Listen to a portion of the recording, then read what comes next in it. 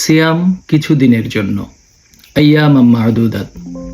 এখন প্রশ্ন হচ্ছে, এই সিয়ামটা কি এবং কিছু দিনের জন্য এই কিছু দিনটা কি?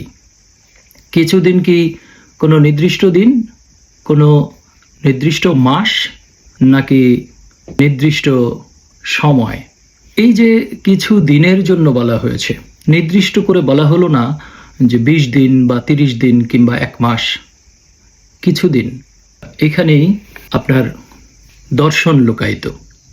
যদি আমরা দেখি এই কিছুদিন মানে আমরা যে এই দিনগুলো গণনা করি, অর্থাৎ মাস হিসাব করি, সেটার সাথে যদি মিলাই, তাহলে সমগ্র পৃথিবীর সমগ্র মানুষের সাথে মিলবে না। আবার দেখুন, যদি আমরা রমাদান বলতে যে প্রচলিত রমজান মাস হিসাব করি, এই রমজান মাস কোরআনের এই আয়াত যখন নাজিল হয়েছে 2 নম্বর সূরার 183 নম্বর, 84 নম্বর এবং 85 নম্বর, 87 নম্বর আয়াত, তখন কিন্তু এই আরবি মাস রমাদান মাস গণনা ছিল না, অর্থাৎ এই বর্ষপঞ্জির হিসাব তখন করা হতো না। এটা করা হয়েছে মহানবীর ওফাতের আরও অনেক পরে এসে, হযরত ওমরের শাসনামলে। তাহলে যেই রমাদান মাসের হিসাবই ছিল না, সেই রমাদান মাস হিসেবে আল্লাহ বর্ণনা করলেন, তাহলে তো সেটা মানুষের বোধগম্য নয়।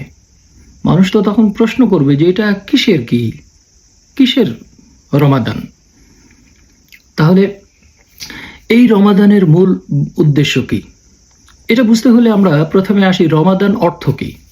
রমাদান অর্থ হচ্ছে প্রচণ্ড তাপ, গরম, জ্বালা পোড়া করা, কষ্ট দেওয়া বা একটা অস্বস্তিকর পরিবেশ, এরকম একটা বিষয়।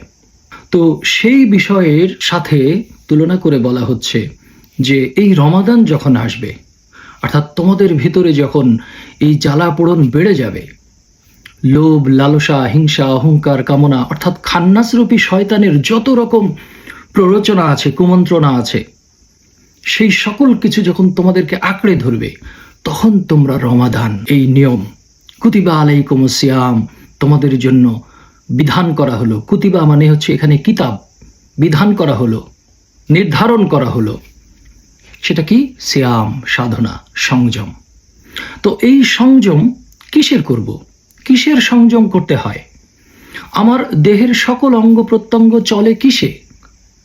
চোখ দিয়ে কি আমি দেখি? কিন্তু সকল অপকর্মর দৃষ্টি, দেখা, সেটা আমার চোখের মাধ্যমেই হয়। কিন্তু চোখ দেখে না, দেখে অন্তর। তাহলে আমি অন্তরের হেফাজত করলে আমি চোখ দিয়ে দেখি না। চোখ তখনই দেখে যখন সেখানে মনোনিবেশ হয়। মনোনিবেশ ছাড়া চোখ দেখে না। এবং আল্লাহ সেটা বলেছেন, আমি চোখ দিয়েছি দেখার জন্য, কিন্তু চোখ তো দেখে না, দেখে অন্তর। তাহলে এই চোখকে নিয়ন্ত্রণ করবে কে? অন্তর। আমার ভিতরে লোভ তৈরি হয়, এই লোভটা কিসের? লোভটা কখন হয়? খাবারের প্রতি লোভ, নাকি খাবারের অতিরিক্ত প্রয়োজনটা লোভ? অর্থাৎ এই যে মানুষ, দেখুন, মানুষ কিন্তু খায়, সে খাবার পরেও আরও গাট্টি বেঁধে নিয়ে যায়। কিন্তু কোনো পশু, পাখি, অন্যান্য প্রাণী পেট ভরা হলে তারপর আর নিয়ে যায় না। পেট ভরার পর তারা নীরব হয়ে যায়। কিন্তু মানুষই একমাত্র প্রাণী যে খায় এবং খাবার পরেও, যার প্রয়োজন নাই তারপরেও সে আরো লোভ করে, আরো নেয়। তো এই লোভটা আসে কোত্থেকে? এই লোভটা আসে অন্তর থেকে। আমি মানুষের প্রতি হিংসা করি। হিংসা কেন করি? এটাও আসে অন্তর থেকে। যার ভালো দেখলে আমি ঈর্ষান্বিত হই, হিংসায় জ্বলি। কেন জ্বলি? বরং একজনের ভালো দেখলে আপনার খুশি হওয়ার কথা, সেটা না হয়ে আমরা হিংসায় জ্বলি। একজন কোনো কাজ করলে তার আমরা সমালোচনা করি নানানভাবে। এবং সমাজে দেখবেন যে প্রত্যেকটা মানুষ যারা পরিশ্রম করে, চেষ্টা করে সফল হয়েছে, তাদের পেছনের গল্প শুনে দেখেন, প্রত্যেককেই বলবে যে তাদের পিছনে সবচেয়ে বড় বাধা ছিল এই সমাজ। সমাজের প্রত্যেকটা মানুষ তাদেরকে পদে পদে বাধা দেয়। কেন বাধা দেয়? উৎসাহ দেয় না। এই হিংসা থেকে আসে। কামনা, কামনা অন্তর থেকে আসে। কামনা শরীর থেকে আসে না। শরীর একটা মাধ্যম মাত্র। এই শরীরের সমস্ত অঙ্গ প্রত্যঙ্গ পরিচালনা করে অন্তর। তাহলে আপনি সাধনা করবেন, সংযম করবেন কিসের? অন্তরের। তো সেই অন্তর কি খায়? অন্তর কি ভাত, মাছ, মাংস এগুলো খায়? খায় না। অন্তর খায় হচ্ছে এই সমস্ত লালসা, এই সমস্ত মোহ, এই সমস্ত লোভ, এই সমস্ত হিংসা, অহংকার, এইগুলোই অন্তরের খোরাক। এইগুলো খাইয়ে খাইয়ে আমরা অন্তরকে কলুষিত, কালো বানিয়ে রেখেছি। সেই কালো অন্ধকার কেটে যাওয়ার আগ পর্যন্ত তোমরা পানাহার করো, অর্থাৎ আমার অন্তর যা পানাহার করে সেগুলো ওই কালো অন্ধকার কেটে যাওয়ার আগ পর্যন্ত আমরা করছি। এবং এই পানাহারের মধ্যে দিয়েই সাধনা চলতে থাকবে অব্যাহত। যেই সাধনার মাধ্যমে আমি আমার এই কালো অন্ধকারগুলোকে কাটিয়ে উঠলেই আমার সেহরি, ইফতার। অর্থাৎ আমরা এই ইফতার মানে হচ্ছে কি ভেঙে ফেলা, চূর্ণ বিচূর্ণ করা, বিচ্ছিন্ন করে দেওয়া, আলাদা করে দেওয়া, সকল কিছু থেকে নিজেকে ফিরিয়ে রাখা। সেই সকল কিছুটা কি? সেটাই হচ্ছে এই অন্তরের যে খাবারগুলো আমরা দিয়ে তাকে ঢেকে রাখি, তাকে আচ্ছাদন করে রাখি, সেটা বিতাড়িত করা। আর সে কারণেই বলা হয়েছে যে যত তাড়াতাড়ি ইফতার করতে পারবে। এই তাড়াতাড়ি মানে সূর্য ডোবার সাথে সম্পর্কিত নয়। এই তাড়াতাড়ি হচ্ছে আপনার জীবনের, আপনার অন্তরের, আপনার চেতনার মধ্যে যেই লোভ লালসাগুলো আছে সেইগুলো যত তাড়াতাড়ি আপনি দূর করতে পারবেন তত তাড়াতাড়ি আপনি ইফতার করতে পারবেন। ইফতার মানেই হচ্ছে আপনি ভেঙে ফেললেন। এবার আসেন এই যে নির্দিষ্ট কিছু দিন যেটা নিয়ে শুরু করেছিলাম, এই নির্দিষ্ট দিনটাও হচ্ছে আপনার জীবনের, আপনার চেতনা জাগ্রত হবার আগ পর্যন্ত যে সময়, সেই সময়টাই হচ্ছে কিছুদিন। সেটা 1 মাস হতে পারে, 1 বছর হতে পারে, 10 বছর হতে পারে, 50 বছর হতে পারে। যতক্ষণ না পর্যন্ত আপনার এই চেতনার জাগরণ হচ্ছে, আপনি সত্যের সন্ধান না পাচ্ছেন, আপনি নিজেকে পরিশুদ্ধ করতে না পারছেন, ততদিন পর্যন্তই আপনার এই নির্দিষ্ট কিছুদিন। আপনি উত্তীর্ণ হয়ে যান, অর্থাৎ নফসে মুতমাইন্নার অধিকারী হয়ে যান, জান্নাতে প্রবেশ করেন। এই নফসে মুতমাইন্নার অধিকারী হবার আগ পর্যন্ত সময়টাই হচ্ছে আপনার জন্য কিছুদিন। যদি এটা না হয়, যদি আমরা ধরে নিই এই রমজান মানে 30 দিন, 30 দিনের একটা মাস, এবং সূর্য উঠা নামার সাথে, অর্থাৎ সূর্য তো ওঠে নামে না, সূর্য ঘোরে, পৃথিবী ঘোরে, আমরা বলি সূর্যোদয় সূর্যাস্ত। তো এইটার সাথে যদি সম্পর্ক হয়, আপনি আমি বাংলাদেশ বা মধ্যপ্রাচ্যের দেশগুলোর হিসাব করছি 24 ঘন্টায় একদিন। তো এখন এই 24 ঘন্টার একদিন তো পৃথিবীর সব দেশের জন্য সমান নয়। আবার যারা মনে করেন মহাকাশে ভ্রমণ করে তাদের তো দিন রাতই নাই। আবার ধরুন কেউ যদি এক দেশ থেকে আরেক দেশে ভ্রমণ করে, সেই দেশ থেকে আরেক দেশে দেখা যাচ্ছে রাতে সে ভ্রমণ শুরু করলো, পৌঁছালো যে আবার আগের দিন বিকালে, অর্থাৎ দিন তার আরো পিছিয়ে গেছে। যেমন ধরুন আমার নিউজিল্যান্ডে এখানে 7 ঘন্টার ব্যবধান বাংলাদেশের সাথে। তো আমি যদি এখান থেকে ইফতার করি মাগরিবের সময় এবং প্লেনে উঠি, তো আমি সিঙ্গাপুরে যেয়ে বা মালয়েশিয়ায় যেয়ে দেখবো তখনও ইফতারের সময় হয় নাই। ব্যাপারটা কি দাঁড়ালো? এরকম অনেক দেশ আছে যে এই যে কিছুদিন আগেই আমরা দেখেছি 31st নাইট উদযাপন করেছে রাত্রেবেলা, অর্থাৎ রাত 12টার পরে তারা নতুন বছরকে স্বাগতম জানিয়ে প্লেনে উঠেছে। অন্য দেশে পৌঁছে দেখে যে সেখানে রাত 8টা বাজে, রাত 12টা তখনও হয়নি।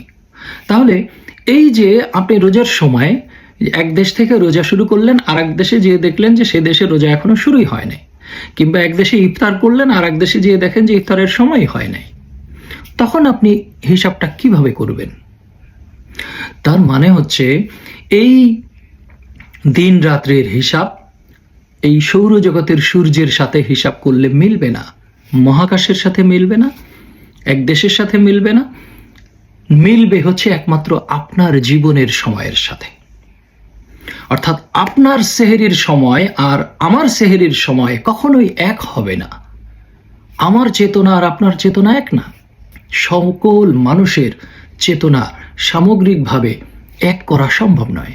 প্রত্যেকের জীবন আলাদা, প্রত্যেকের চিন্তা আলাদা, প্রত্যেকের চেতনা আলাদা, প্রত্যেকের আলো অন্ধকারের জগৎ আলাদা।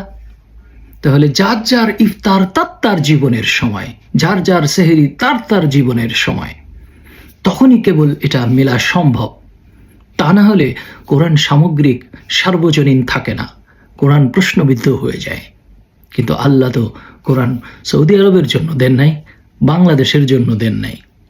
আল্লাহ কোরআন দিয়েছেন সমগ্র মানব জাতির জন্য। তাহলে সমগ্র মানব জাতি যেখানে যেখানে আছে সেখানেই এই থিওরি কার্যকর হতে হবে। যদি তা না হয় তাহলে তো আল্লাহর এই থিওরি সার্বজনীন নয়। তো সে কারণেই আপনি যখন এই রমাদানের হিসাব করবেন, আপনি যখন এই সাহরির হিসাব করবেন, আপনি যখন এই ইফতারের হিসাব করবেন, তখন হিসাব করতে হবে আপনার জীবনের চারিত্রিক বৈশিষ্ট্য, আপনার চেতনা, আপনার কর্ম এর মধ্য দিয়ে। কারণ প্রত্যেককেই তার নফসের হিসাব দিতে হবে যে তুমি নফসের সাথে কি করেছো, নফসের সাথে জুলুম করেছো না নফস পরিশুদ্ধ করার কাজ করেছো। পরিশুদ্ধ নফসই কেবল পরিত্রাণ পাবে, জান্নাতে যাবে, চিন্তামুক্ত থাকবে। দেহ নয়, আপনার হাত, আপনার পা, আপনার চোখ, আপনার কান, আপনার মুখ, আপনার মাথা, কোনো কিচ্ছু থাকবে না, থাকবে শুধু নফস। যে নফস মৃত্যুর স্বাদ গ্রহণ করে আর এক জগতে চলে যায়, কিন্তু সে কিন্তু মরে না, মরে যায় কেবল দেহ। তো আমরা এই যে সাধনাকর নামে সারাদিন না খেয়ে থাকি, আর ওই না খেয়ে থেকে সারাদিন ধরে খাবারের আয়োজন করি, রাতে ভরপেট খাবো। কে কত ভালো, কে কত দামি জিনিস দিয়ে ইফতার করবে, এই নিয়ে প্রতিযোগিতা চলছে। তো এইটা থেকে আমাদের ফিরে আসতে হলে আমাদের মূল দর্শনে আসতে হবে। আবার দেখুন, যদি আপনি না খেয়ে থাকাকেই সাধনা বলেন, সংযম বলেন, তাহলে সেই হিসাবটাও সব মানুষের সাথে মিলবে না। কেননা সব মানুষ আপনার মতো সারাদিন খাই খাই করে না, খেতে পারেও না। অনেক মানুষ আছে যে এই রোজা নামক না খেয়ে থাকার অনুষ্ঠান না করেই সে না খেয়ে থাকে, অর্থাৎ তার খাবারের সামর্থ্য নাই, সে সারা বছরই অনাহারে থাকে, শরীর শুকনা চিরচিরা, যথেষ্ট পুষ্টি নাই, প্রোটিন নাই, ভিটামিন নাই, অভাবে তার শরীরে নানা রকম রোগবালাই আছে, এবং খাবারের অভাবে সে ঠিকমতো পরিশ্রম করতে পারে না, ঘুমাতেও পারে না। তো তার বেলায় আপনারা এই না খেয়ে থাকার রোজার হিসাব কিভাবে করবেন? হ্যাঁ, তখন বলবেন যে আল্লাহ তো বলেছে যার সামর্থ্য নাই সে মিসকিনকে খাইয়ে দেবে। তো যার নিজেরই খাওয়ার সামর্থ্য নাই সে রোজা থাকতে পারবে না, আবার মিসকিনকে কিভাবে খাওয়াবে? তাহলে এখানে প্রশ্ন আছে না? আপনি অন্ধভাবে অনুসরণ করলে তো হবে না, আপনি অন্যের সাথে মিলায় দেখুন। অর্থাৎ না খেয়ে থাকলেই রোজা নয়, না খেয়ে থাকতে হবে আপনার অন্তর, আর অন্তরের খাবার ভাত মাছ নয়। আবার দেখুন, এই যে না খেয়ে থাকার চর্চা করে আমরা বলছি যে না খেয়ে থাকলে শরীরে অটোফেজি চালু হয়, শরীরের অনেক উপকার হয়, হ্যাঁ, রোগবালাই, তারপর অতিরিক্ত মেদ, অতিরিক্ত যে সমস্ত কোষ তৈরি হয়েছে সেগুলো ধ্বংস হয়ে যায়, সবই ঠিক আছে। সেটা শুধুমাত্র যারা ভরপেট খায় তাদের সাথে মেলে, যারা খায় না তাদের সাথে তো মিলবে না। আবার যদি শরীরের উপকারের কথা চিন্তা করেন, যার 6 প্যাক আছে তার পেছনে মানুষ ঘোরে না, বরং যার 6টা গাড়ি আছে তার পেছনে মানুষ ঘোরে। তো এই শরীরও দিন শেষে কোনো কাজে লাগে না। শরীর শুধুমাত্র আপনার বেঁচে থাকার জন্য, আপনার সুস্থ থাকার জন্য যতটুকু। আপনি আপনার অন্তর পরিশুদ্ধ করলেন না, শরীরকে সুস্থ রাখার জন্য ব্যতিব্যস্ত হয়ে পড়লেন, সেটাও দিন শেষে খুব একটা কার্যকর নয়। হ্যাঁ, এসবের মধ্যে উপকার তো আছে বটেই, কিন্তু সেই উপকার একমাত্র মুখ্য উদ্দেশ্য নয়। মুখ্য উদ্দেশ্য অন্তর পরিশুদ্ধ করা। যদি তাই না হয়, দেখুন এই যে যারা বাংলাদেশে 2 টাকার লেবু 20 টাকায় বিক্রি করছে, 10 টাকার শশা 100 টাকায় বিক্রি করছে, 40 টাকার বেগুন 200 টাকায় বিক্রি করছে, 50 টাকার কাঁচামরিচ 300 টাকায় বিক্রি করছে, তারা কি রোজা থাকে না?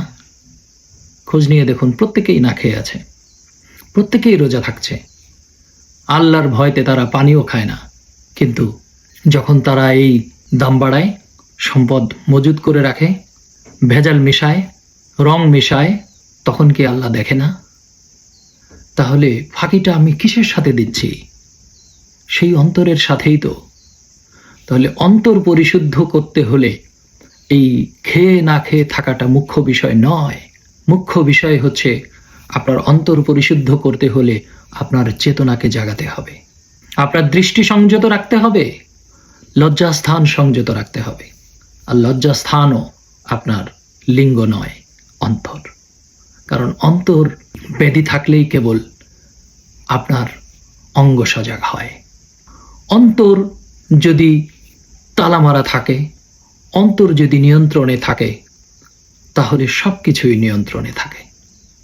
তাই সংযম হচ্ছে একদিন এক মাসের জন্য নয়, সারা জীবনের জন্য, অন্তর পরিশুদ্ধ করার জন্য। শরীর নয়, দেহ নয়, অন্তর পরিশুদ্ধ নফসে মুতমাইন্নার অধিকারী ব্যক্তি কেবল শান্তিতে থাকবে, বিনা হিসাবে জান্নাতে যেতে পারবে। আর সেই অন্তর পরিশুদ্ধকরণ এটা মরার পরে নয়, জীবিত থাকা অবস্থায়, আপনার এই দেহের সাথে নফস থাকা অবস্থায় আপনার অন্তরকে পরিশুদ্ধ করতে হবে। সেই পরিশুদ্ধ অন্তর তৈরি করার জন্যই আমাদের এই চোখের খাবার, কানের খাবার, মুখের খাবার, নাকের খাবার, শ্বাস প্রশ্বাসের খাবার, মস্তিষ্কের খাবার, সেইগুলো থেকে বিরত থাকতে হবে। সেই বিরত থাকাই হচ্ছে পানাহার থেকে বিরত থাকা। ধন্যবাদ।